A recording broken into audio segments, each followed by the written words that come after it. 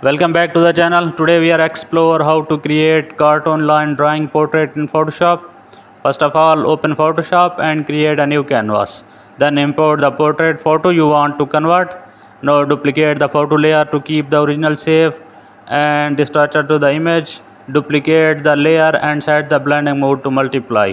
Apply filters, find edges for cartoon like outlines.